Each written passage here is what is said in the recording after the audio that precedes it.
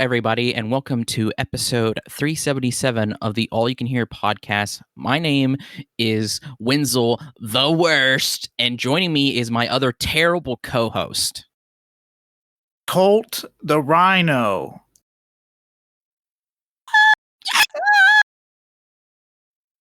Okay. That's a reference to one of the things we're probably going to be talking about today. That's a reference to one of the, totally, dude. So if you couldn't tell from the title, this episode is going to be just us talking about the worst things that we've watched, we've listened to, we've experienced. Well, not experienced in the sense of like Car crash. Traumatic I watched a family get flattened by a dump truck. Yeah, which that we didn't see anything like that. Not the worst thing I've seen this year. No, we're not. I've seen a bad movie. We're just talking about media wise, media stuff that we've consumed that we're like, this is awful. So we want to talk about it. Because usually, like when we talk about worse stuff, we usually kind of just throw it in with other episodes, but we never really have an episode dedicated to just the worst things we've seen. So this is just a corner for us to get all of the shit out of our body about the stuff we did not like this year. You might be thinking just go poop, but no. It would be a lot of poop too. And I don't think any of our toilets can handle that size of fill up to the excrement. Brim. Wouldn't be able to flush. Yeah, no, I don't think any sewer or septic tank could handle it. But that's what we're going to be talking about. I will say I haven't really read anything bad this year. I won't be really. That's the thing. When it comes to bad media, I don't really consume bad media because, like, I usually look at reviews or I'll read up on it. And, like, if it's something that I have no interest in or it just sounds fucking bad or stupid, I do not read it. Reading is, like, if it's stupid, definitely not going to read it. But if it's like a movie or a song, that's much easier to do because it requires less brain power. So I can do that. For me, if it's something that's kind of divisive, then I would read it just to see. Usually, if it's like Cole, I try to check stuff out beforehand.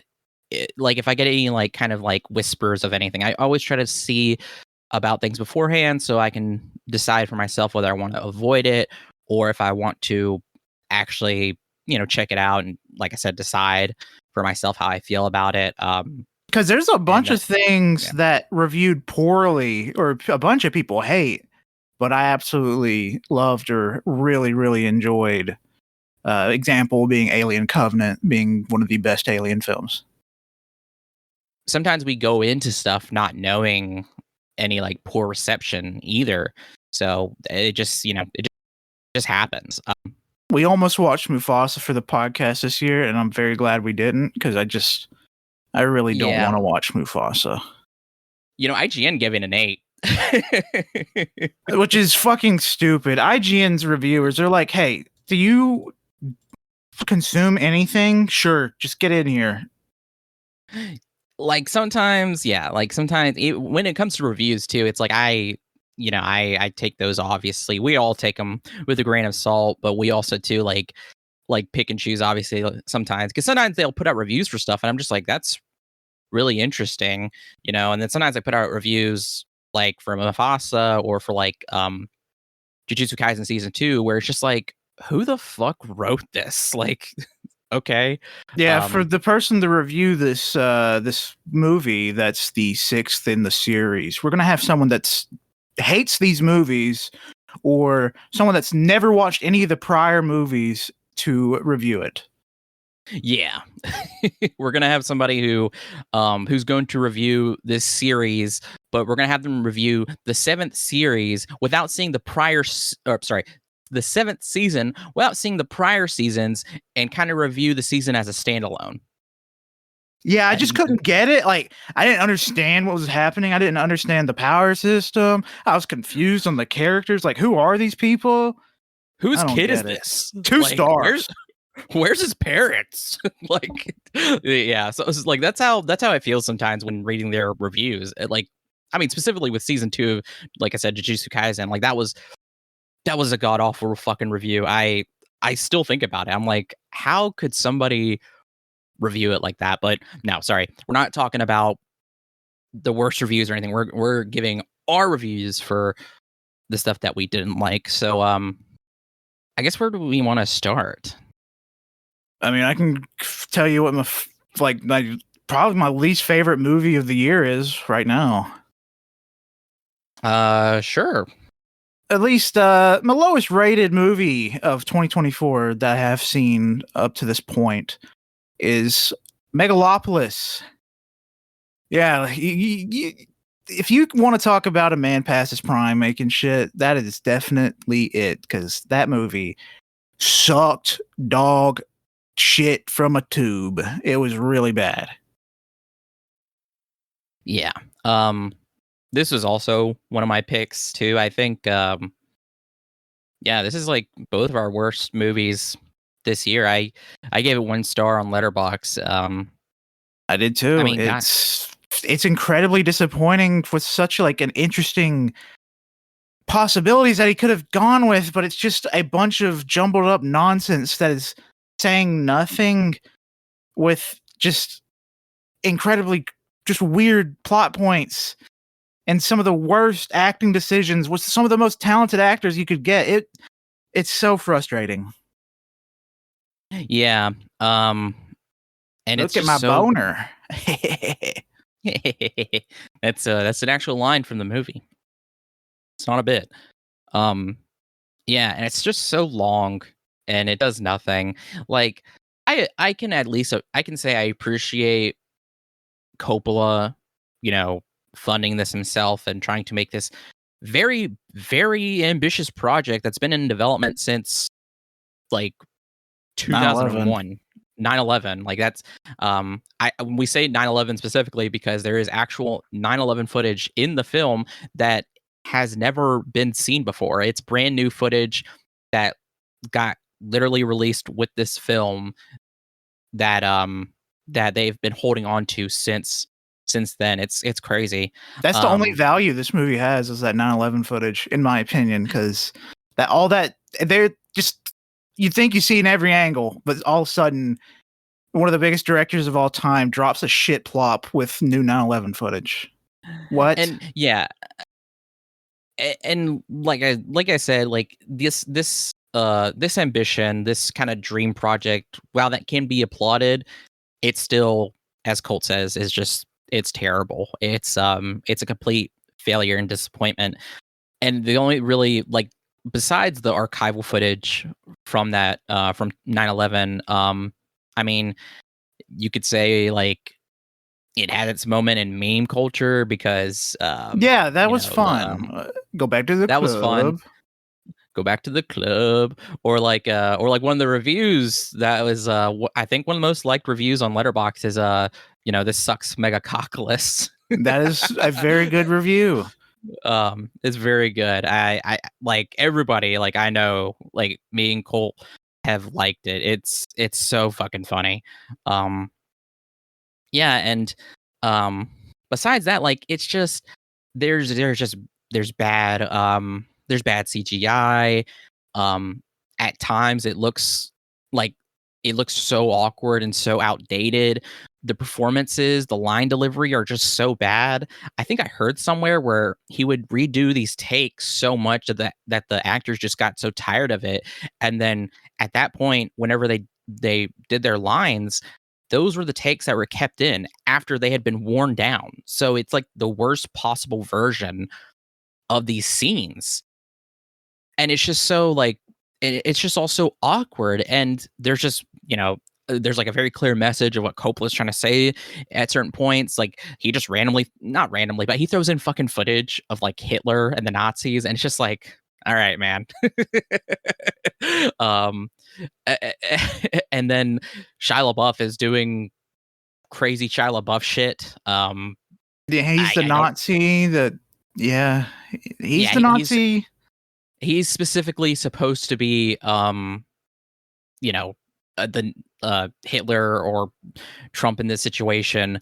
Oh God, there was a really, you know, for as bad as this movie is, there's moments that are fairly memorable that are really fucking funny, like that, or like like Shia LaBeouf having sex with Aubrey Plaza's character, Wow Platinum, who is also his aunt, which is so weird.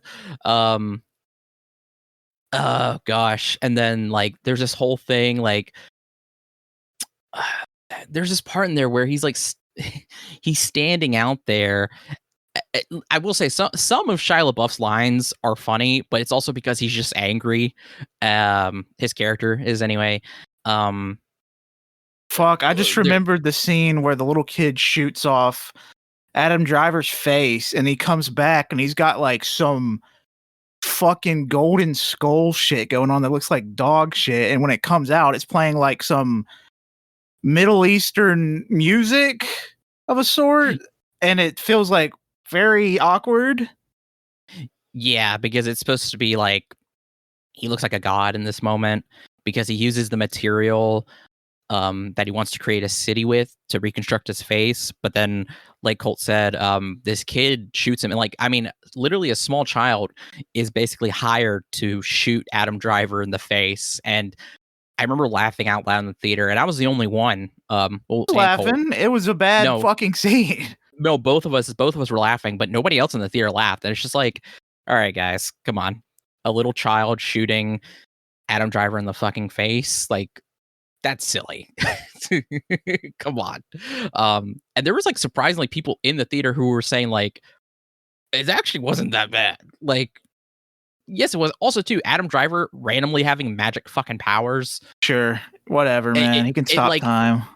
Like it just says, oh yeah, he can like, and it's not like, well, you could say it's also a metaphor or whatever, but quite literally, his character has magical powers, and there is magic in the movie.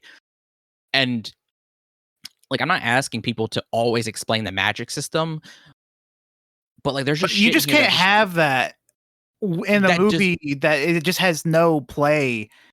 Why didn't he use that to prevent certain things, or just like it's just there for no reason? Well, I say that too because there's the part in there with the statues that are alive. I think that was just there because it looked cool to him. See, that's the thing though. It was like I was like, it's probably just there to look cool, and that's it. But then there's all this other weird shit. And like Colt said, towards the end of the movie. Oh God, what's his name? Old man. God damn it. Fucking boner. Is he the one that was the kidney beans? The guy, Silence of the Lambs guy. Is that him? No, that's Anthony Hopkins. This is John Voight. John Voight. Towards the end of the movie is like he's like pretending to be this disabled old man who's just not doing great, but it's just all ploy by him because he is like kind of trying to figure out what Wow Platinum's game is. And then towards the end of the movie, you know, he learns about Shia LaBeouf and Wow Platinum, and he like pretends to still be like kind of like sick, and he's like, look at this boner, and then he takes his blanket off to show that it's not a boner, it's a tiny little Cupid bow that he uses to kill Aubrey Plaza and shoot Shia LaBeouf in the ass. Twice, by the way. Twice. Yeah, it's man. And then the go back to the club scene where that has Natalie Emmanuel in there. She like I said, this line delivery, like she says, like entitles me. She says it 3 times. I'm just like, fuck me. Yeah. At that, like, I'm just like, come on, man. And it's so long. It's so boring for the most part. It's just, yeah. It's really awful. Really I just terrible. watched the boner scene again. And it's legitimately, I don't know how they made it look like some fucking I don't even know. It just doesn't look like a movie scene. It looks like a very bad TV drama scene. Yeah, that's another thing too. A lot of the footage is like it was like pulled off of a very like poor like TV drama. That was another thing. Like I'm like, what cameras did they use? It was so bad.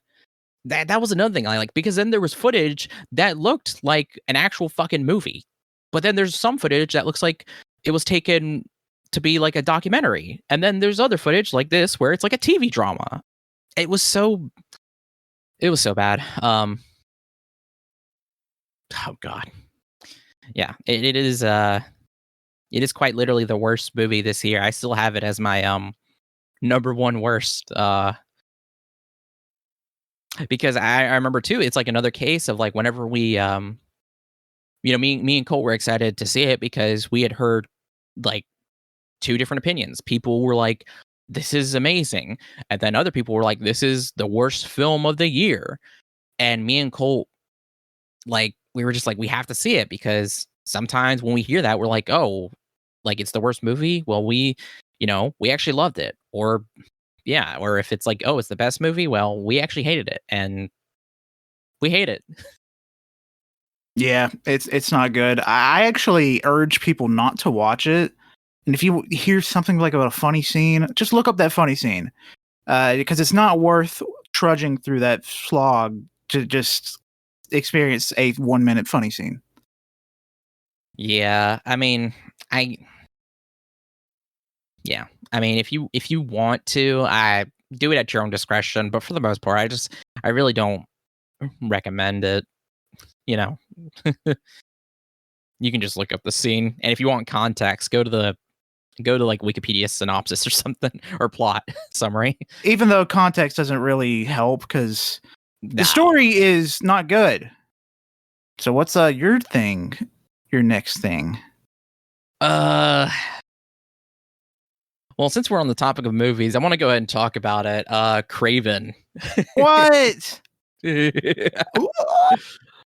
Craven is so weird because like when we saw it's been a development hell, it's been on the back burner for so long now. Finally, Sony watched the finished product. They were like, we are happy with it. We're going to put it out in December. And there wasn't a CEO exec or one of the executives. He said like, I don't understand the reception to the movie. I actually really liked it. Which is bad. And then the Red Band trailer that we saw quite a bit, it convinced me that this might be pretty good. It might at the very least be fun, because the action in the Red Band trailer was like crazy. Like there's so much blood and gore. So they showed everything that was badass like that in the trailer. So there's not really anything new wise or any more to that than what you see in the trailer. It's kind of funny because of that, because everything that was cool, they literally were like, let's just put it all in the trailer because the rest of the movie fucking sucks. It's boring and it looks bad. And there's just so much bad writing. I mean, oh my god. It might be probably like the second or maybe third worst movie of the year. There is a scene in here where if you at the very beginning of this episode, Colt and I make a screeching sound. The rhino, who is supposed to be the kind of the main villain, he just makes this screech and to show that he's upset, and it's never addressed or anything or followed up by like anything kind of to be like it's like he's not in pain or anything. He doesn't do it again, so it's not like it's a normal thing when he gets told bad news, because he gets told bad news constantly. And then literally he follows directly into like a smooth kind of like gait. And yeah. And then there was a really funny line from Ariana DeBose, her character Calypso, she says, "Yeah, my grandma died. I never saw her again after that." Like, That's no strange. shit. It was like that's, I'm not exaggerating. That's what she says.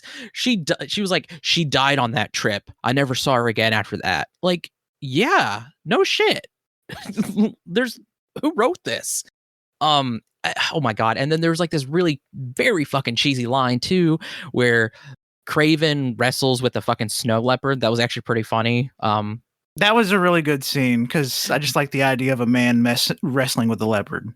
Yeah. It's just basically, I mean, that's how anybody is with their cats. They're really aggressive cats, right?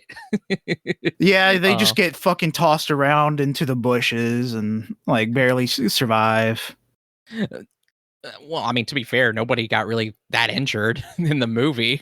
I mean, if Nova was able to throw me around like that, I would be injured. I mean, Aaron Taylor Johnson is a beast of a man, so he could survive it. Okay, but this is Craven, who drank a magic potion. Oh my god! Also, to his powers.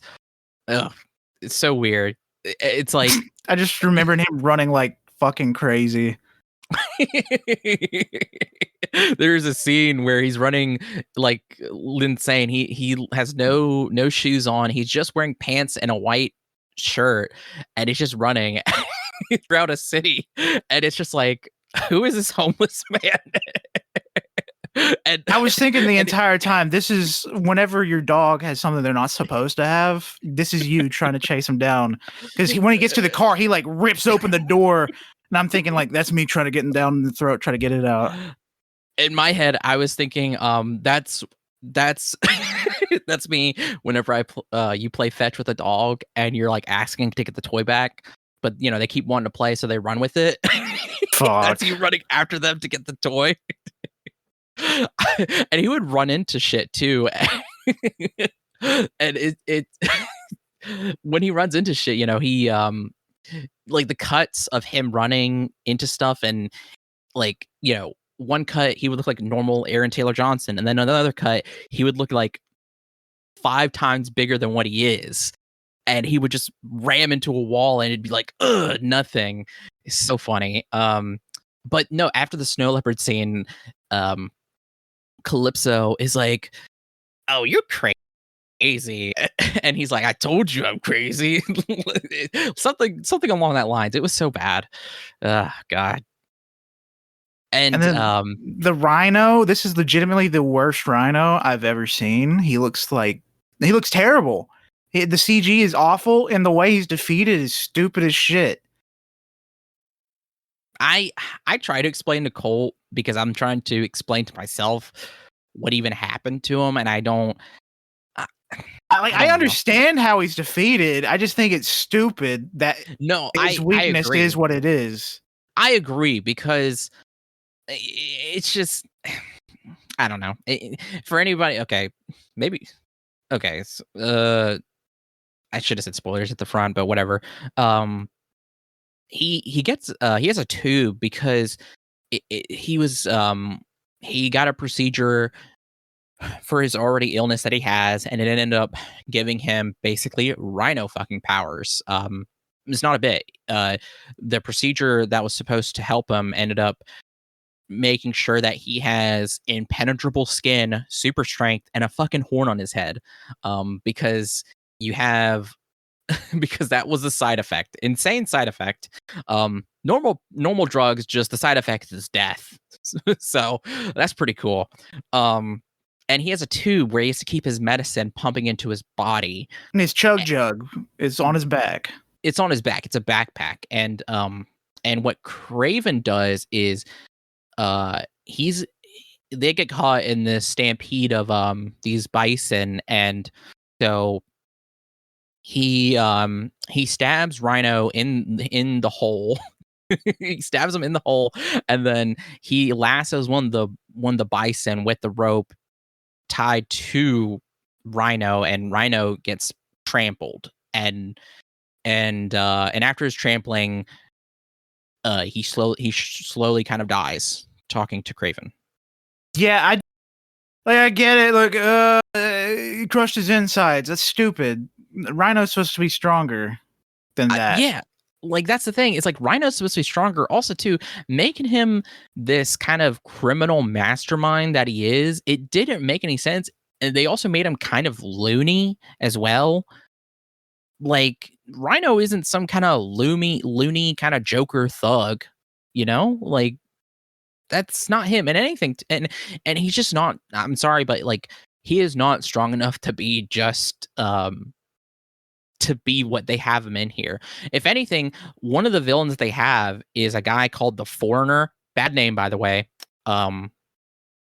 It's I had never heard of this villain prior, but this is like a very like Pat even said this. He was like, this is like a Z tier villain, Spider-Man villain, and he was actually fairly interesting. He's a hitman that that was tracking down Craven because Craven killed his like master, not or whatever, his mentor.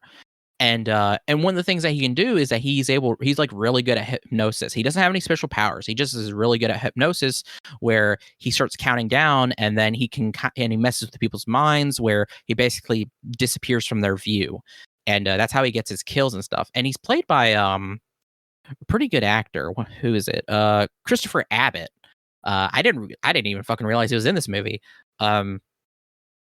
I thought he was fairly interesting, and honestly seemed like much more of the, like, he should have been the main villain. But no, it wasn't even the Rhino. The main villain, you could say, like the big baddie, the guy who this has been all, orchestrated by, was his father, because I don't know, he's evil. Why does his father do this again? I don't know. I really don't care about this movie story in any way. Yeah. They fucking end it with the marketing material that I feel like when this movie was first announced, they showed the scene of him sitting in that chair in his classic Craven outfit with a sleeveless vest and lion fur. And that's exactly how the movie ends, and you don't even get to see him in the outfit outside that scene. It's fucking stupid, and it's a bad movie, and I think the person who said, it's a good movie, we should just release it, and why are you guys hating it? It's awesome. Should probably get fired. They should, or at least just don't listen to their opinions. Like, I mean, they're so high up, it's okay to fire them. They'll be fine. They'll get a job somewhere else doing some bullshit. Yeah, right. I mean, I just wanted to say something quick too. Fred Hetchinger plays the Chameleon in this movie as well. Like, really interesting year for the dude, because he was in Thelma, Gladiator 2, and this. Like, I didn't expect him to see him like 3 times this year. It's crazy. Yeah, I don't recall ever seeing him before this year, so maybe he's got some kind of way into the scene. Apparently, he was in 8th grade. Yeah, that's right. He was one of the kids, I think. Was he the one in the car? I don't remember. He's a kid named Trevor. I don't remember. It's been so long. Apparently, he's also in Nickel Boys. That's another movie this year. I bet he's being racist in that one. It's a character. Yeah, it was. Craven 2 was just, not Craven 2. Craven. Don't speak it into the universe.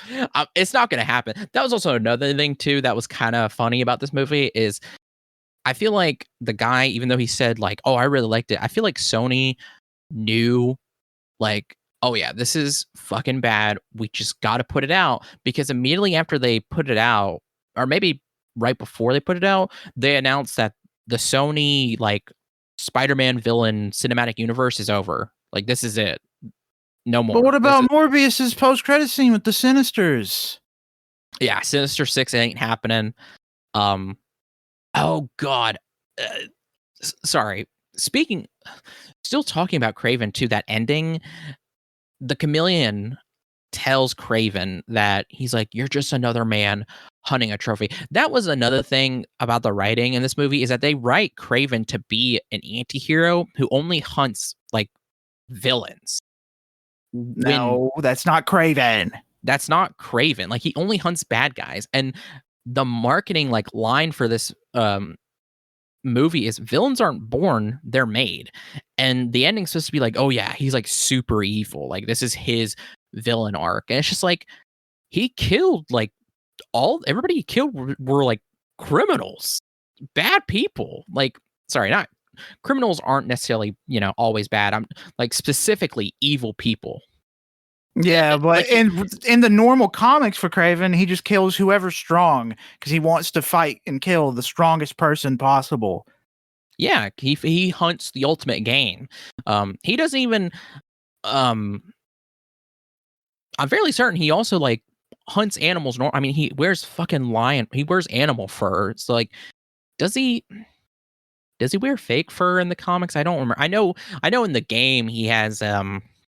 He definitely does not fuck it. He kills animals.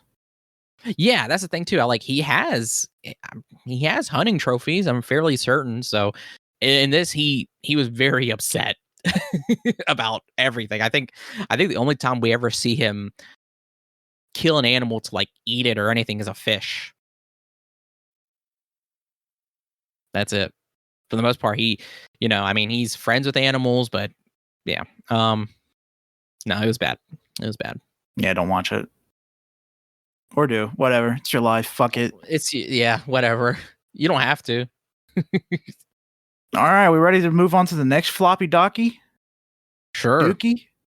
All right, this dookie comes straight from the big man himself, the man on stage with the giant 4 on his back, the wizard with the USB drive. I can't remember his name, but it's the movie Borderlands.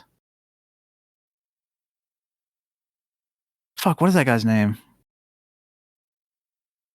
The wizard with a USB drive? The one that was rumored to have CP, allegedly, on a USB drive around the Gearbox offices.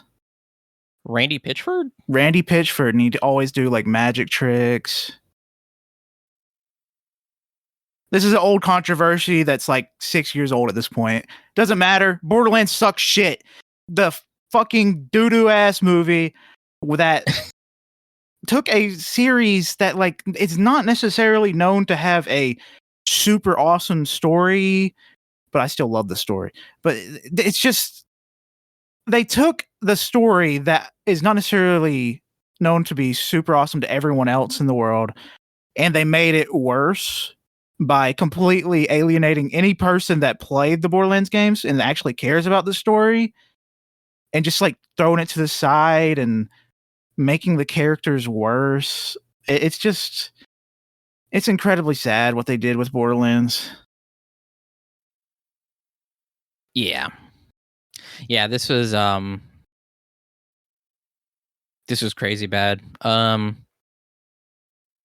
Directed by Eli Roth. From what reports have said, because one of the writers did Shogun, and another one, this one might have done Shogun and The Last of Us show.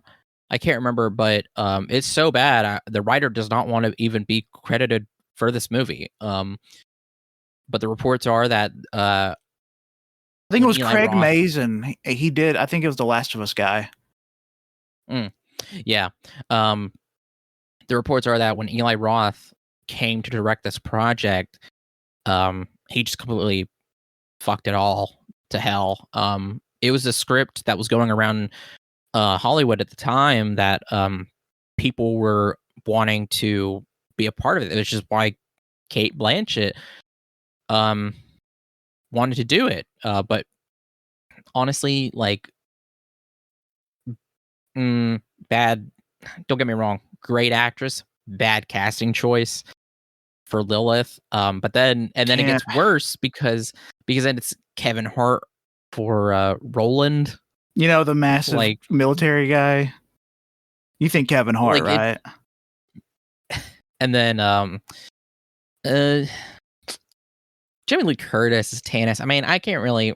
Oh, Tannis is supposed to be 30. Let's be real. This movie should have casted younger people for these characters. Lilith, she's supposed to be in her 20s.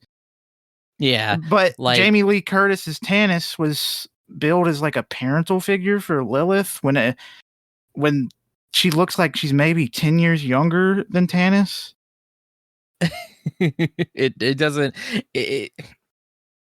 Like, I don't know. I don't know. Then they had Ariana Greenblatt to be Tiny Tina, and her performance was really bad. Yeah, it was just, it took, like, I enjoy Tiny Tina. I know a lot of people don't like her, but I enjoy her in the games. Here, they took her from the games and they made her even more annoying than normal. They made her insufferable. Like, for the most part in the game, she was at the very least like endearing and you know, you kind of pitied her with what had happened to her with everything. Like she has a lot of depth. And here they try to give that to her, but then most of the film is her just having these really bad like one-liners and jokes. It's just awful.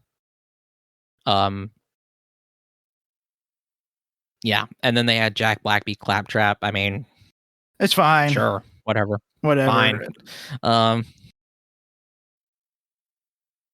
then they had Florian Montague, I think that's how you say his name, play Krieg. And I mean, honestly, the only casting that made sense in terms of like a physical standpoint. Yeah, he's huge, he's ripped, and Krieg is not necessarily the most outspoken characters, and when he does, he says nonsense, and he played the part well. That's the only good casting. Yeah, like now what's crazy too is that some of the practical or like designs of things, I mean, they look like they're from Borderlands and they look actually pretty well made. That's really the only good thing I can say. They had a lot of interesting stuff, but like they didn't include the stuff that made Borderlands so special, which I know that would have been a completely different movie at that point. And yeah, that's what I wanted. I wanted a different movie, basically. Yeah. I mean, yeah. Bad movie. Even if you're a Borderlands fan, it's not really worth it. Just don't watch it. No, never watch this. Never watch. Yeah, just don't watch it. All right, what you got? I have a stack of cards. Oh. And in this card stack, I'm going to pull a card out. And it's a really bad card. It's the Joker card. Okay, yeah. Joker to folly to poop. Folly do do. Folly a do do. Follow poo poo. Follow poo poo. Yeah. It Joker gets raped in prison by prison guards. That's not a joke. It's not a bit. That happens. Didn't really. It's so. I don't know. It's so bizarre. Like,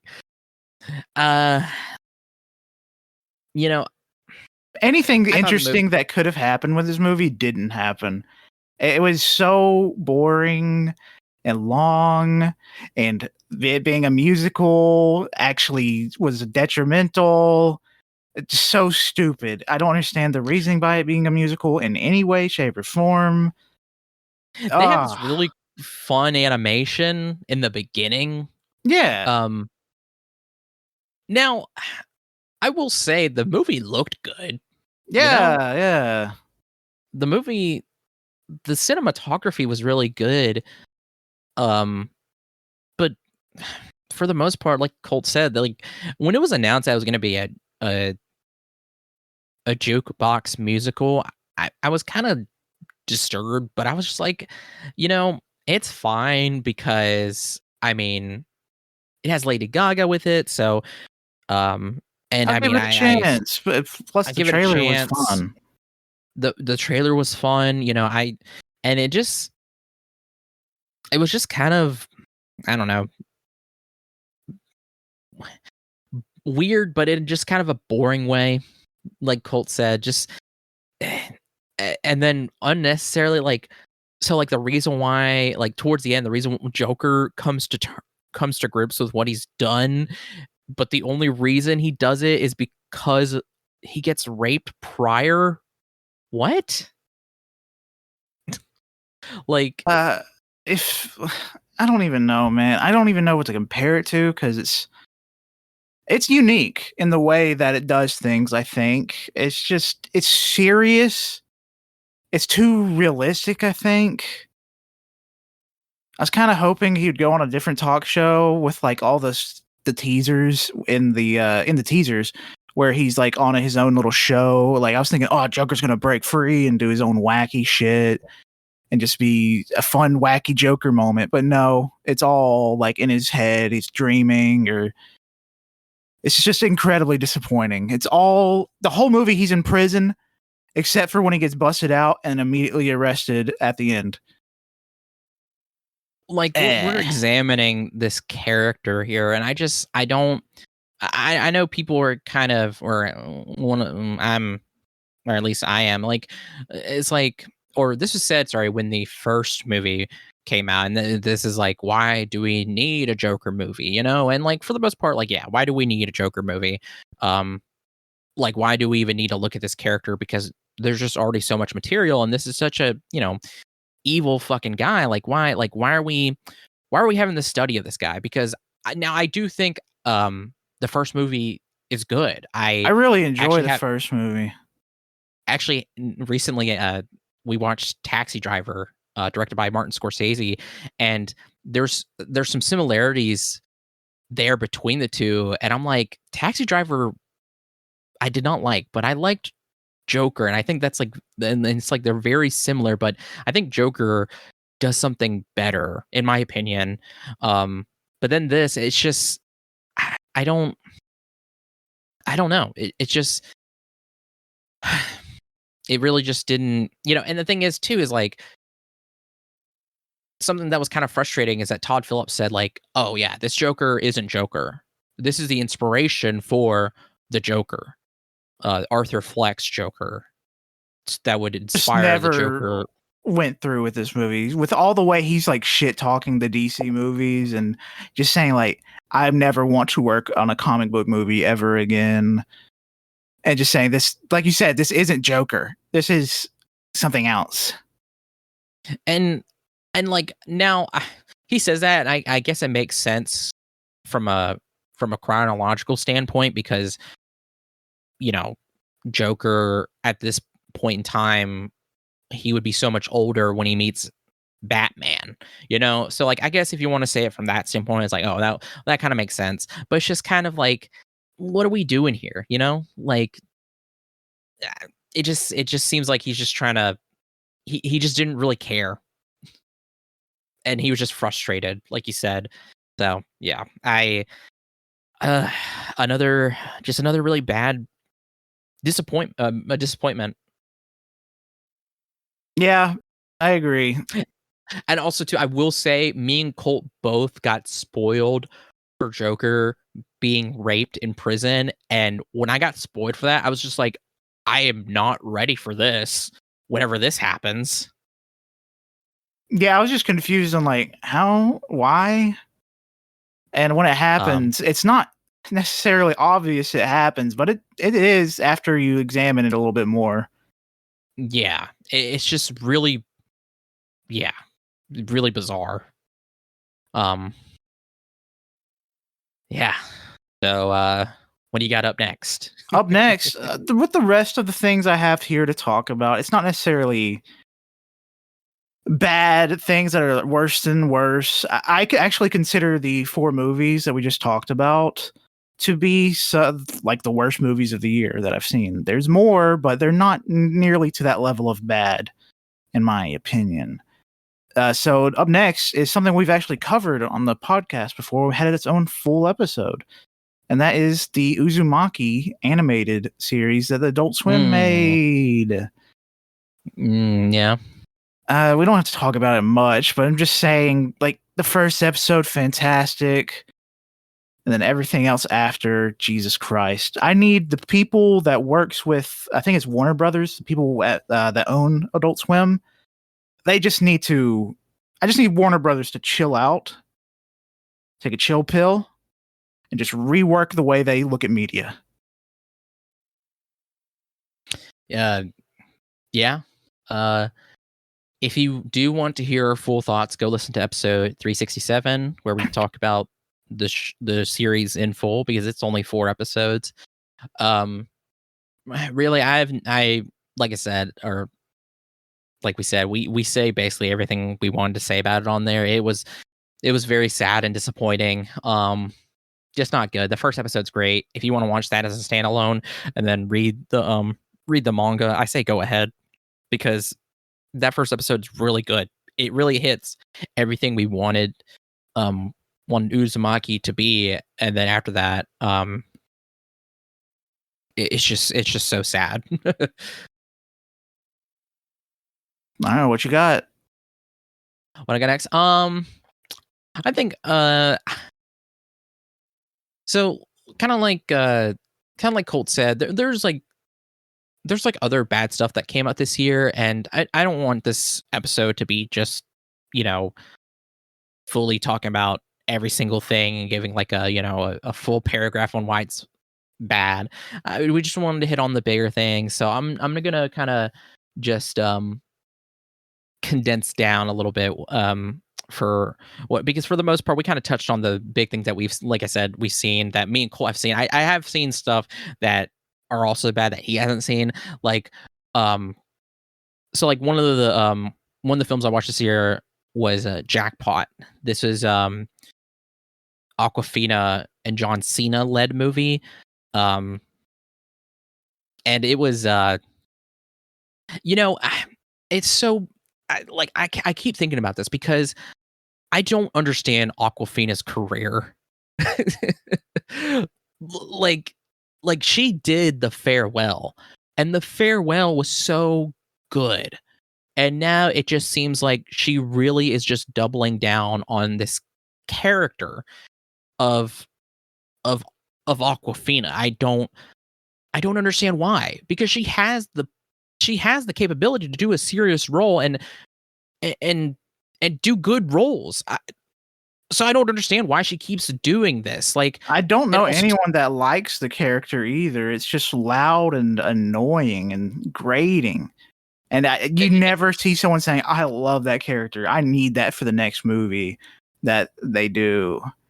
Meanwhile, you'll have Jack Black doing this pretty much the same character his whole career, but people love that shit because it's fun. Well, Aquafina too is just like, the name is just very cringy, and then also too her character is kind of a stereotype. It's really, it's just so bad, and I'm just like, just fucking drop it. Like, she should have dropped it with The Farewell. She should have been like, you know what, I don't want to do Aquafina. You know what, and like, also too, real name. Just go with your real, like, drop Aquafina. It's such a bad fucking name. I hate it so much. Like, and also too, with her comedy or whatever. Like I said, this character, she's just not that funny. Or at the very least, her delivery is just so bad. Like, I just don't understand. And then John Cena gets just a really bad script too. So I don't. John Cena's a great actor. It's just he's got to work with what he's got. And like, I will say, in Jackpot, the only thing I did like was, there's this joke. I can't remember if it's a blooper reel joke or if it's a joke at the very end, but there's a part in there where they're walking through like downtown LA. As they're walking through, John Cena says like, why does LA look like Atlanta? And it's such it got a good laugh from me, just because like, it's the whole movie is filmed in Atlanta. So I was like, fuck, okay, that's like the only good joke out of this whole fucking movie. Yeah, it was really bad. And then to kind of name off some other films that I watched that like I said are bad, but I'm not going to go fully. The Beekeeper with Jason Statham, just just really not worse than what we mentioned, but still bad. Red One, Red One, I saw recently. Just if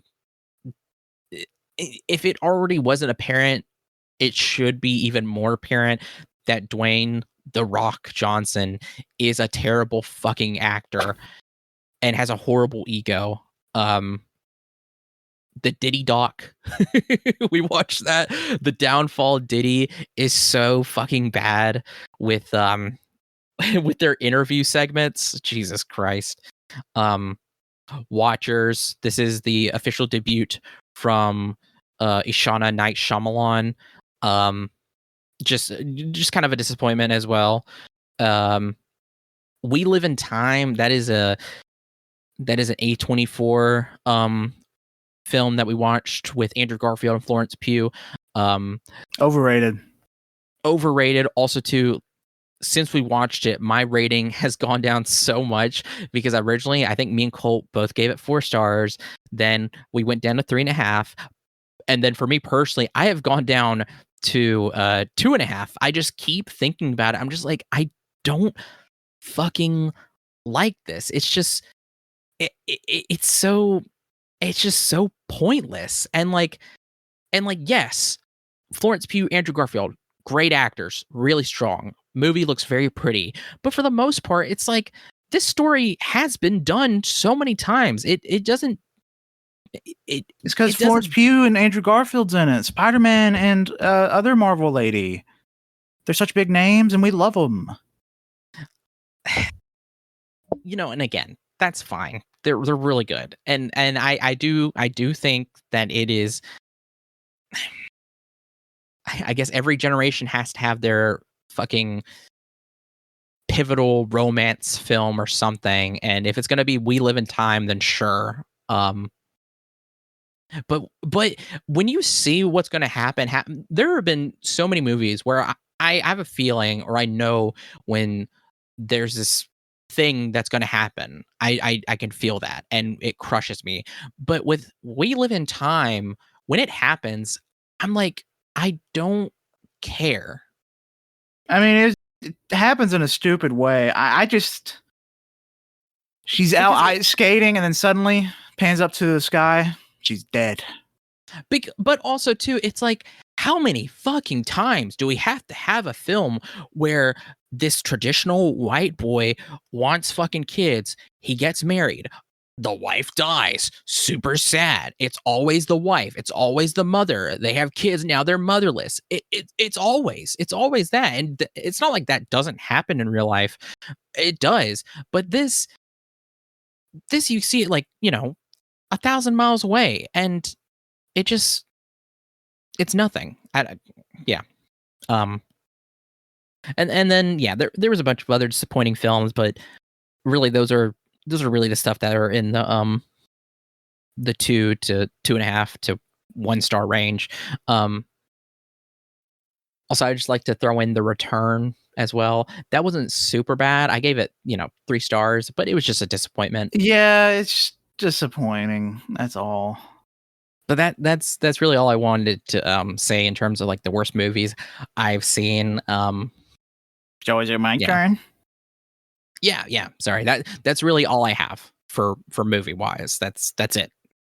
All right, I'm gonna just throw some things together because I don't really have much to say on these first 2. I mean, the third one's really where the meat is. Skull and Bones came out this year, guys. Just don't know if you guys remember that. It came out in February, died, had a horrible reception. First quadruple A game. It's a sleeper, apparently. And then we got Concord. Y'all remember that? That's crazy. But the real meat here is the, in my opinion, the real most overrated movie I've probably ever seen. Just happening right now. I don't know what it's sitting at on Letterboxd. Wenzel knows what I'm talking about. Actually, okay, I might have more to say now. What is it? Just tell me the number. Don't say what it is. What is it sitting at on Letterboxd right now? I want to say 4.1, maybe 4.2. It's a 4.0. Okay, yeah, it's gone down, thankfully, but it's still way way too high. All right, that movie's Wicked. Wicked's reception, just the way I've seen so many people react to it. Apparently, half the population is a theater person, where they think theater is the best form of media, and half the population, 75% of the population loves musicals or something.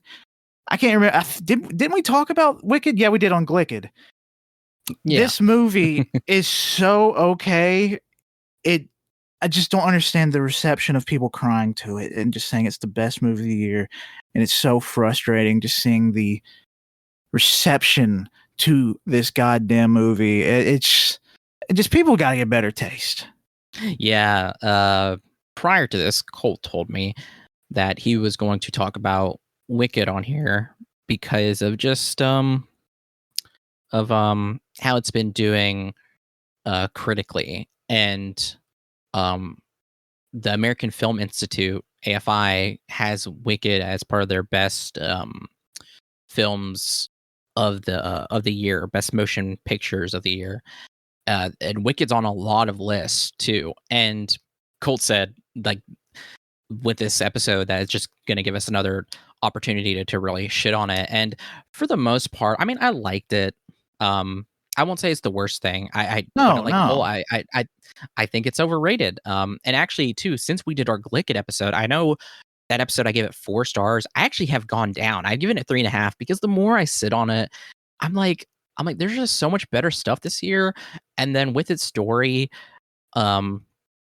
I do try to seek out like what people really like or love about this film, because like Colt says, there's people who watch this and are having like such an emotional response to it, and it really is kind of insane.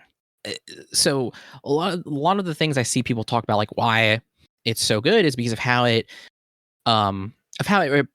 depicts the wizard. The wizard is a scam artist. He's, an awful person. I think that depiction, like, of depicting that, I think that was very strong, sure. But then, like, also too, of the storyline with the animals and how they're being treated in Oz.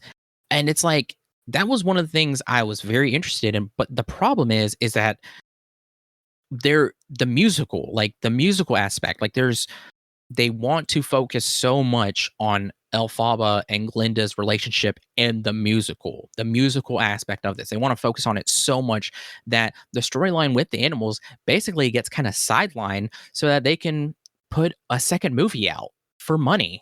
Like, that's what I find so frustrating, because the original musical and the film are the same length, and they cover all of this stuff in the musical. And then also too, the book. So I like it's really just a money grab, and it Also, just the whole situation with the animals. The thing, like, the more I think about, like, the animal situation, like, it's a kind of a comparison to the animals being people of color. And the thing is, if you're gonna do that, let the animals have a goddamn voice and let them actually speak about the struggles and actually kind of be a main character. I'm not a big fan of what they're doing, where, like, they will have the animals say their piece for one scene. Now they're in a box, and now they have no voice because they're reverting back to animals, to just making noises. Well, that's the thing too with these, with having kind of stuff like that, of discriminate, like real life discrimination. Like, that's always really kind of tricky and at times offensive to do. And for this, to be sidelined as it is, something as fascinating as what is happening with the animals, it's just so frustrating. Like, it's just, yeah, I don't. They really should have done it in one movie. And while the movie they should have just adapted the book. Yeah, the more I learn about the book, the more I just want them to adapt that without. I want zero musical numbers. I want pure story. Why do you have to adapt? No, sorry. The musical's big, so of course they have to fucking adapt it. Or the guy or the people who wanted to adapt it adapted it. but then it's money. It's just all money. That's all it is. It's money. Yeah, I don't like the reception for Wicked, pretty much. So yeah. Yeah, anything else you want to say? In terms of films, no, that's it. There was quite a few bad films, but I have seen good films too. But we're not talking about those. That's not here. That's somewhere else. Somewhere else. Okay, so albums. I have listened to some bad music this year. I know Colt kind of alluded that he has too, I think. Not really. Looking back, like I don't really have anything. It's more so one specific artist, but that's it. Okay, that's fine. That's fair. I haven't listened to too many bad albums, so I'm just gonna, like with the films, I'm gonna talk about a few of the ones that were really bad, and it's kind of funny. I was giggling like a fucking devil earlier because there's this one album that came out from an artist that I listened to back in June, and it was so funny because it was so bad. And I didn't remember literally until today, and then I re-listened to it for purely just giggles. But it is Meghan Trainor's Timeless album. Oh, everybody loves a Meghan Trainor. Such good music. Well, it's funny because if you go on Music Board, some of the top reviews are like, actually, Megan cooked with this. God, I hate trying to remember how to spell her name. Fucking Meghan. Fuck you. Yeah. I was spelling it every other way. Her name kind of frustrates me too, and I know it's not that big of a deal, but something about how that spelling it hurts me. I don't know. And if you look at the album art, Anthony Fantano said this about the album art that I was like, it's so fucking spot on. It's kind of crazy. It looks like a Target ad, and also to the whole album feels like it'd be something that you would listen to in Target, and that is probably the most accurate description ever. It's kind of funny. Like, it's like almost as if when they were making the album cover, they knew like to be minimalist, and that it was they're going to slap on that Target exclusive sticker on it that's red, and like it's like something that you would see, and like they would have so many of them because they don't fucking sell. Or I don't know. Like I said, I don't know. The top reviews on here, people love it, but it does have a 2.7 average rating. So out of 10 or 5? 5. Fuck, still bad. I gave it 1.5. I listened to some of the snippets right now. It's not good. So there's a song called Booty. Just saying. T-Pain's on 2 songs, which is kind of fucked up. Booty. There's no song named Booty. There's 2 versions of this album. Oh, what? So I've only listened to the original that came out in June. There was a reissued version that's the deluxe version. Fuck, sorry, I'm a premium fan, so I guess I bought the wrong one. Why isn't Booty on the main one? This is fucked up. Megan, you gotta work this out. Oh, wait a minute. What? Wait a minute, I actually love this album. No, sorry, for a second I was having a moment too. Because so Music Board doesn't have Booty listed.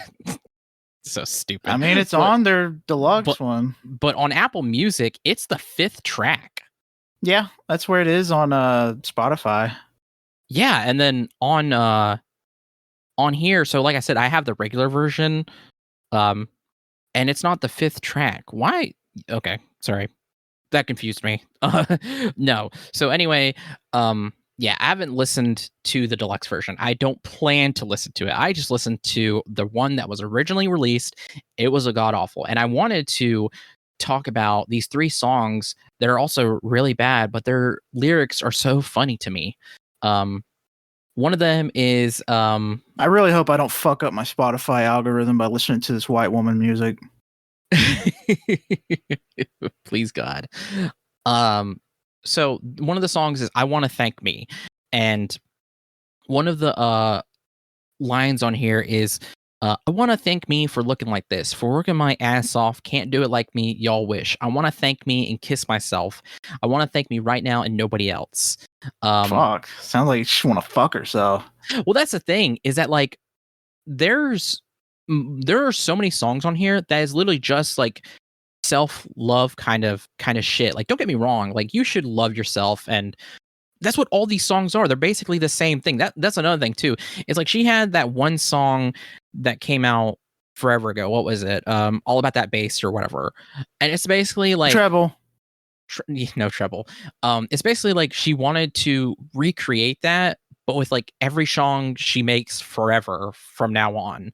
And then not only that, like then like she tries to make them different on here, but they're all the same. Because then there's another song prior to I Want to Thank Me called Crushin', where she's crushing on herself.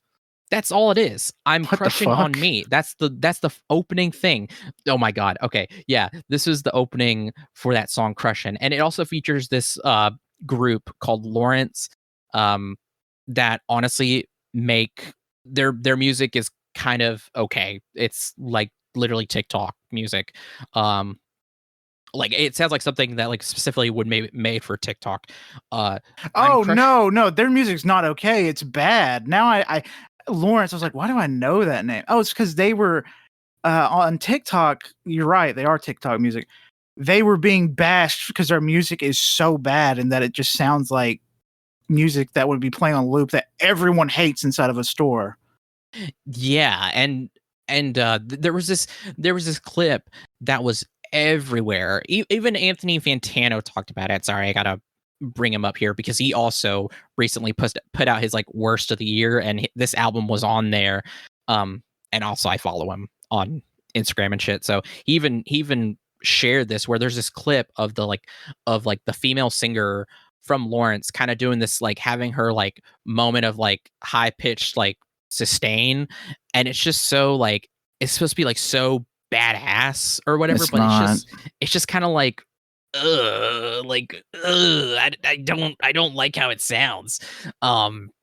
Yeah, it's like they tried to do soul. They're trying to do soul music, Yeah. but it's completely soulless. And anyway, sorry. You I'm don't love What You Want? That sucks, man. That really sucks. What You Want's the best song.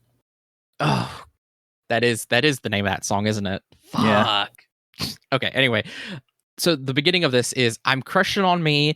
I'm the girl of my dreams. Yeah, I like what I see. Oh, she a baddie. She a good girl with a fatty. like shut the fuck up, dude. I kind of want to make my own music where I'm like, look at that long dick. Look at that long dick. Huge bulge, round bulge. Well, and then it's so funny too because then on Apple Music she has this little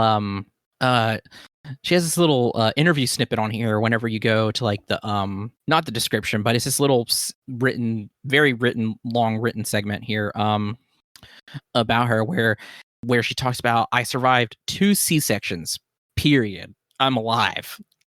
She gave birth. Whoa. I was like, I'm like, you are supposed to survive a C-section. What? What was happening? Like, don't get me wrong. There could have been like complications or something, but for the most part, I'm like, okay, like even like, okay. You got yourself in that situation. Also, if you had 1, you're probably gonna have 2, and if you had 2, you're definitely gonna have 3. It's just so bad. And there's 2 T-Pain features on here that they don't do anything.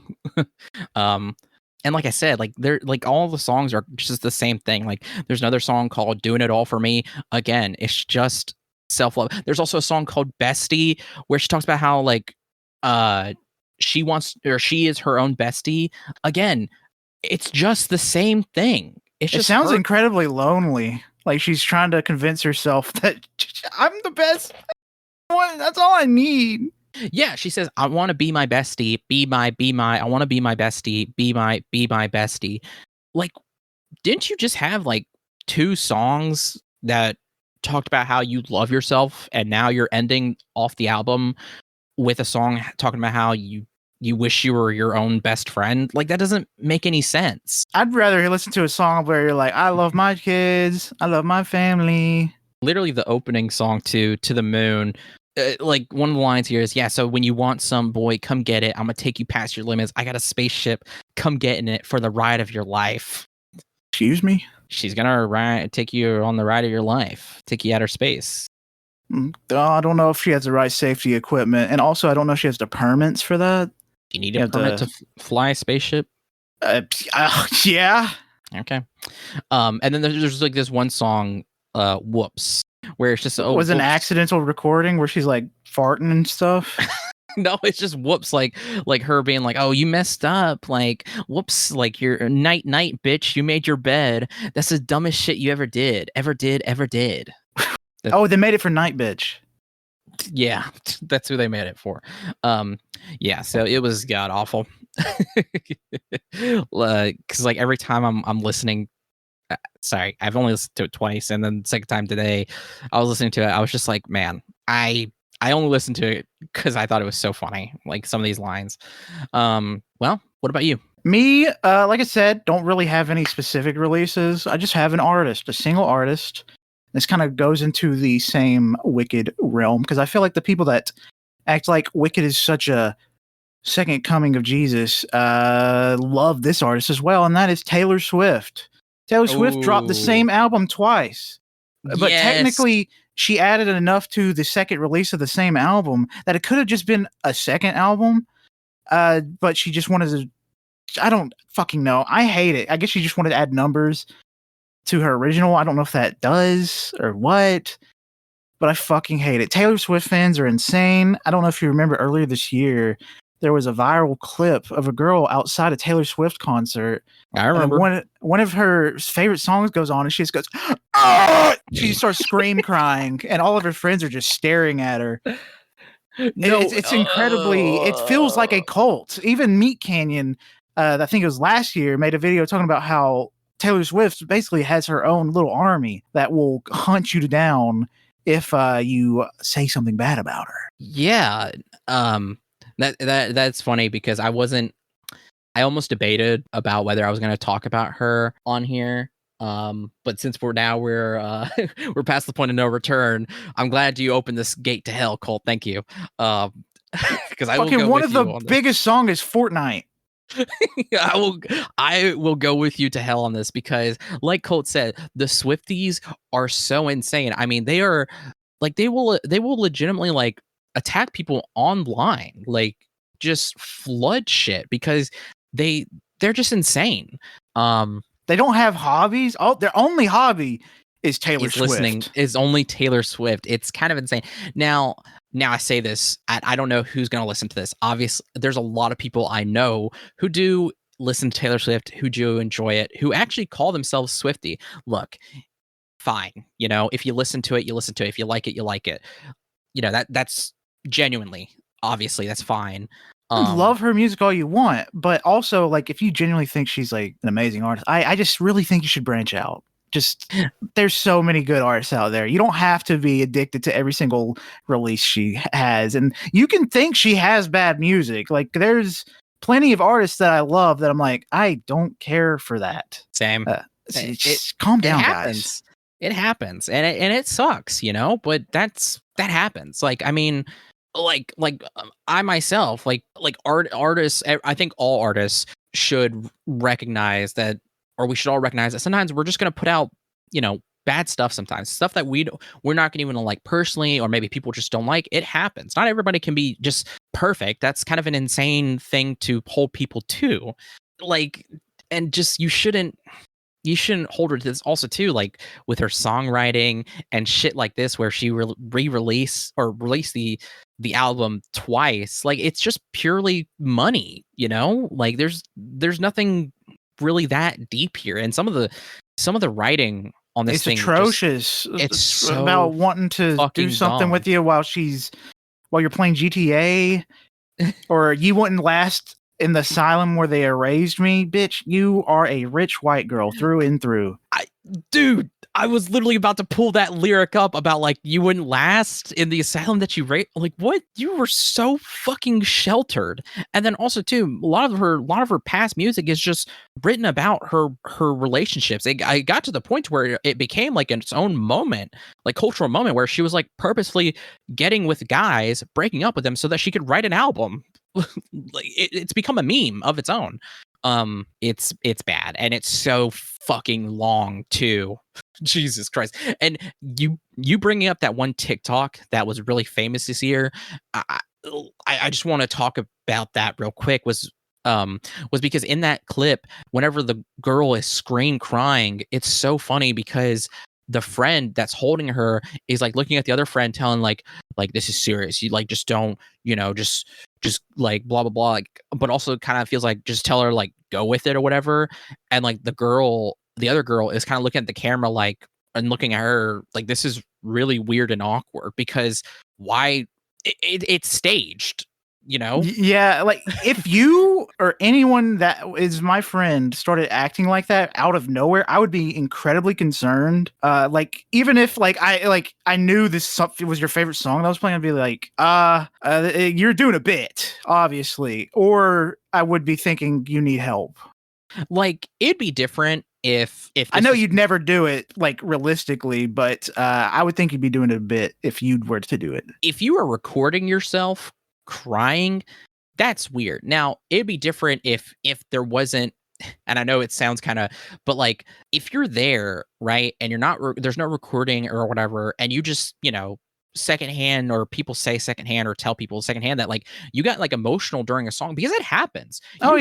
You watch stuff, you listen to things that get you emotional. That's okay. That's fine. I got emotional at a bunch of concerts I've been to. The first one I ever went to was a Killswitch Engage concert, and I was fucking losing my mind. And like the whole crowd, it was a weird moment where everyone like had teary eyes. Literally, we watched A Complete Unknown that is a musical, and there was literally probably one of his Bob Dylan's most famous songs that got me teary-eyed. Like it happens, but the fact that you set up a fucking camera to make sure you capture it's content, baby. It's fucking weird. It's like, mental illness. I don't. Every time I see footage of that, of like people like where either they themselves or they'll have somebody record them having an emotional reaction to something that's like kind of over the top, or it's very clear that it's staged, and it's so don't do that, because if you know what this is prior, like I mean it's just so inauthentic, it's so weird. So yeah, Swifties, I mean, or just consume different media, get a different hobby. Start anything, literally pick up video games, pick up books, delve into something you've actually never heard of or exactly zero things about. It can be fun. And plus you might realize you're fucking crazy by just praising her as a god. Yeah. Like, and for the most part, the people I do know who really love Taylor Swift, I mean, they have luckily other things in their lives, so that's if you're listening to this, good on you. Oh yeah, you can still be a Swiftie and be a normal, I think. Yeah. Oh yeah. So next up in terms of music, I mean, there's this one other album that I listened to that it's Slut Pop Miami by Kim Petras. Oh goodness, she's never made good music. I don't know about that. Okay, what's your favorite song by her that's 5 stars? I really like Massacre and Wrong Turn. I don't know those. Okay, so that's why I wanted to bring up here. So she had this one album that came out in 2018 called Turn Off the Light. That was very like horror themed. That was actually really fun, in my opinion. Like, I mean, hell, even when I'm on Music Board, it has a 4.1 on Music Board. It's really, I thought it was really good. Sorry, it says 2018, but it actually might have come out 2019. Anyway, and so she's been having releases come out that have been just so bad. So, I don't know, it's just such a like falling off. And it's so funny because one of her most popular songs, is a song she does with Sam Smith called Unholy, and it's so fucking bad. But anyway, yeah, Slut Pop Miami, it's literally just the same thing for 12 songs, and it's just about sex. And don't get me wrong, I think stuff, you know, sexuality and having art about that stuff can be fun, can be interesting. But this is not that. It's not. I mean, it's not even. It's just really fucking stupid. Butt slut, gag on it. Whale banana cock. boat, get fucked. Can we fuck? Rim job. Like, yeah, it's if you're being serious about it, it becomes like, but if you're being funny about it, this could be pretty funny. Yeah. You know, and I don't know what she's butt slut, doggy doggy, rough rough. That's a lyric from Butt Slut. Yeah. Wow, this is bad. Yeah. It's really bad. It's not clever. It's just like sex related things. It's just literally just hetero white girl talking about fucking, you know. Damn, she was on Katy Perry's new album too. That's disappointing. I listened to this early in the year, and I remember telling Cole, I'm like, dude, I listened to this new Kim Petras album, and it's so fucking bad. and I haven't listened to it since then. I don't want to, because it's just, you know, it's just as garbage. And that's really it. You kind of touched on the three big ones. There is some other awful music this year that I know about, but I don't really want to seek it out. If I were to say something else too, there was an album that was really hyped for, but now over the course of the year, I'm just really disappointed with it. And it's the I just want to talk about it real quick. I'm not going to give it a whole thing, but it's the Glass Animals album. I Love You So Fucking Much. Because speaking of when we talked about Taylor, of artists having bad stuff, I was very disappointed with this. I was very excited for it, but then over the course of the year, there's only really a few songs I like off of it, and it was just not what I was hoping it to be. It's not bad at all, in my opinion. It's just it's fine. I enjoyed there's a couple songs on there actually that I enjoy a decent bit. Specifically, let me see. It's On the Run. I really enjoy On the Run, and I really enjoy A Tear in Space, Creatures in Heaven as well. That one grew on me a lot. And What the Hell Is Happening? I thought it was a good album. But there's songs on there that are just fine. Yeah, like I said, it's not the worst thing. It was just really disappointing for me. I like Creatures in Heaven. I like A Tear in Space. On the Run's actually really good. And I do really like Wonderful Nothing. Other than that, I mean, yeah, it's just okay. It's just not what I expected. I expected more, especially it's better than Dreamland. In my opinion. See, I don't know. I kind of hold now after giving it some space. I'm like I kind of hold them kind of the same. And even then it's like I kind of hold Dreamland a little higher, not by much, but it's just kind of, for me, it's just with how good Zaba was, with how good How to Be a Human Being. I really hope the trend isn't that they're just gonna have bad releases from here on. But that's really it for me. I've got two more. All right, go kind of they play into each other. That's Twitter. Twitter this year, legitimately, it turned into one of the worst websites I've ever been a part of. It turned into fucking Stormfront 2.0, the Nazi headquarters. It's very bad. Twitter is a hell site that I genuinely think everyone needs to delete their account. No one should have an account on that website. And if you do have an account on there, you should probably think about deleting it soon, because that website is a hellhole. Elon Musk, you are genuinely scum, and it would be so awesome if you just picked up like a dangerous hobby that doesn't have a great mortality rate. But going into that, Hawk Tuah. Hawking Tua? Hawk Tuah, guys. That's going to be said by your aunts and uncles for the next 15 years, and it's not going away. That girl has one of the biggest podcasts right now. She's going to be the president. She's probably going to be the fucking education person. Since Matt Gaetz isn't going to be, I can't remember what he was going to be because he's apparently officially a pedophile now. What, guys? It's official now? What? Fuck it. Everything sucks. But yeah, there's a lot of awesome stuff we're going to talk about in the coming weeks. Because we're going to be talking the best of the year with video games, movies, books, and music. songs. So it's not all hate, but this is our hate corner, full of our hate. And if you notice one thing, we're not racist. So I think that gives us a pat on the back. Yeah. Yeah.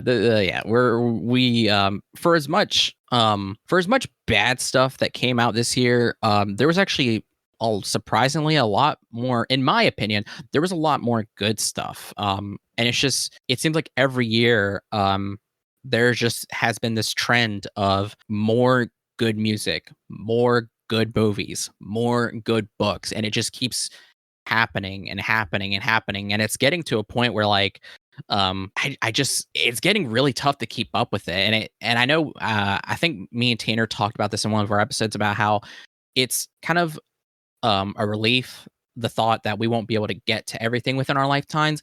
But then yesterday, when I was thinking about it, I don't know why, even though we've talked about this so much, it scared me. I was like, there's so much good stuff coming out.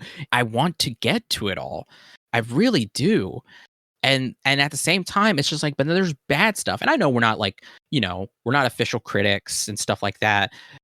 But like at the same time, it's like I want to understand everything, like I want to get to everything. I want to understand it, but really we just gotta pick and choose. And obviously we're always gonna try to pick the good stuff. But you gotta get off that Instagram feed so you can stop watching that Christian Catholic slop. I'm not on there that much. It just, I mean, every week you come up to me and say, I just saw this Christian say that God can kill a bear in a fist fight. Or I saw this video where a Christian said that baby Jesus was aborted by Lady Maria from Bloodborne. Is fucking dog shit. Yeah, but that's because I was on like Instagram for maybe like 10 minutes and then I saw that. I'm like, oh shit, I need to get off. So it's never like too, anything too crazy, but yeah, definitely that Instagram feed is god awful on there. I just get, because when you look at that bad shit, the algorithm picks up on it. It's like, oh, that's what you want more, and so it feeds you more. And I don't even get fed that shit on TikTok. It's just strange. And the thing is, TikTok's probably about to go away. Don't know. TikTok leader met Trump in his fucking hotel and said, "You're my daddy." And Trump says, "Yeah, I'm your daddy. You're my big boy." So maybe it might not go away. I don't know. What the fuck are you talking about? I'm talking about politics, okay? Something your small fucking baby brains can't get. You're right. I don't understand. Make America gump again. But yeah, you got anything else for the worst of the year? Anything else bad? You just want to throw into the shit mix? No, I think that's it. I think that's we already hit on it. Everything. Yeah. Do you got any more? Yes, I do. And you know what? The final worst thing of the year is your soul. That's right. Everyone here, your soul is garbage. Everyone sucks. Amen. I agree. You motherfuckers. What the fuck have you done? Just being mean for no reason. Yeah, that's my final thing. Since we're being haters, this is the hater episode. We got to be haters at some point. Oh, no. You know what? I said we're done. But I would like to quickly bring up one of the worst things also too was the Drake. Oh goodness. I fed you those lies and slander. Also, you bought people to listen to your music. No way people like your music. Fuck you. Like all of his diss tracks fucking suck. The Heart Part 6 especially so. Everything about the dude just fucking awful. If you still don't think Drake is just fucking awful at this point, I'm sorry, I don't know what to tell you, buddy. You probably still listen to Kanye too, and he dropped 2 albums this year, and I didn't even know that until I fucking Googled when I was doing stuff for this. I was like, what's some of the worst music for the year? And both of his albums were considered some of the worst this year. I've listened to a little bit of Vultures too. Didn't even know there was a Vultures 1. Yeah, that was one of the things I didn't want to seek out. I also looked up any other worse music I've missed. No, I knew about Vultures. I really don't want to listen to that. I'm kind of interested in listening in the Falling in Reverse album that came out this year. It's not good. Ronnie Radke or Randall Radke, what is his name is? Ronnie? Whatever. I don't know. He's shitty shit butt. Yeah, shitty shit butt. The thing is, I enjoyed some of his Falling in Reverse shit when I was younger, and I can still sing some of them lyric for lyric because it's fun to do because his voice is very whiny. I got on my door the other day. That song specifically, I know word for word. Ronnie, man, my life is like a video game. Trying hard every day to beat the game, collecting coin. That's him also, if you didn't know that. Yeah, I know. Yeah, I just hear I really hear it so bad that it's funny. He is a piece of shit, but I just that's what I've heard. But yeah, I completely I was gonna talk about Drake for a little bit, but I completely forgot. But honestly, it doesn't. Dude's shitty. Everybody knows it. Another fucked up thing about Ronnie Radke is that he's in a relationship with I can't remember her WWE name, but her name's Soraya, and that was just a shock to me because I was on Google. I was like, who's this Ronnie Radke dude? Let's see what he's up to. And then I saw like his partner was Soraya, and she was a pretty big WWE person. And it was a pretty big shock to me. I was like, damn, that's weird. Why? When I also looked up Ronnie Radke, one of the results, it shows him, but then it shows like this little circle, and then it shows a sausage being cut. Yeah, you know what? I saw that too, but I just skipped over it. Let me go back and see what that's about. Yeah, I'm actually curious too. This is from Loudwire. Oh, okay, fuck. Ronnie Radke feuding with Austrian Festival after Falling in Reverse was dropped from lineup. Go eat a fucking Vienna sausage. That is what Ronnie Radke said. God, he looks so gross in that picture too. Dude, he looks like a fucking sleaze bag. And he is, because he helped his friend get away with murder, and that's why he went to prison for so long. That's just a fun fact about him. Sorry, I'm looking up Soraya right now. Never heard her. I mean, to be fair, her ring name was just Paige? Yeah, that's her. That was her WWE name. Okay. Yeah, I mean, it's wrestling shit. I don't know. Yeah, Tanner would probably be in here like giving you all the lore about it, but I don't know shit, man. Yeah, I don't know either. So yeah, there you go. Yep, worst stuff of the year. Yeah, it's all. Night. Good night. I love you. Yeah. All right. Well, thank you for listening to us just being haters. We do appreciate it, and we really like we said, we wanted to have this moment to talk about it because we're going to be talking about a bunch of stuff we loved coming in January. Every week we'll be dropping our best of 2024, as Colt mentioned. So be prepared for that. I think that's going to be a lot of fun because we consumed a lot of great stuff, a lot of good stuff in my opinion. So very excited to talk about that, not us just hating shit like we did on here. Yeah, because we're not normally haters. I really am not a hater. Because it was hard to find stuff for this year. Because I knew like movie stuff and music wise, like I don't hate. I don't really feel like I want to put that in the worst category because I feel like there's worse and I just don't know about it. Well, sometimes there's stuff that is bad, but it's like forgettable. And I saw this too when people talk about reviewing stuff is that when it comes to like reviewing the worst things, if it's forgettable, then it's not necessarily considered the worst because the worst sticks out because of how bad it is, Yeah. And I was like, I kind of get that, but sometimes it depends on the person, whoever's reviewing what and stuff. So everybody has different tastes, but I was like, yeah, well, yeah, I can see that, and like we've reiterated, like we don't necessarily seek out bad stuff. We genuinely try to go for the good stuff, and it's just sometimes we're curious or. For myself personally, I just want to have my own opinion, whether it's good or bad. But again, thank you for listening. You can find us on SoundCloud, Spotify, Apple Podcasts, Overcast, YouTube, all you can hear. Follow our Bluesky, aychpodcast.bsky.social. Follow our TikTok at AYCH Podcast. Follow our Instagram, AYCH Podcast. Follow our Twitch, twitch.tv/AllYouCanHear, where our VODs from our streams, including the instruction booklets, goes up on our YouTube, All You Can Hear, including all of our podcast episodes. And then lastly, you can follow me, Wenzel, on my art Instagram, Threads, and Bluesky's World of Wenzel. Go follow my Wenzel's Essentials on Instagram. And lastly, my Linktree has links for everything, including my Goodreads, Letterboxd, and music board. Name's Colt. Follow me on Bluesky at ColtD99. I'm a little rat. I'm going into your cupboards and I'm biting into the sacks of dry goods and I'm making it scatter all over the cabinet. Woo!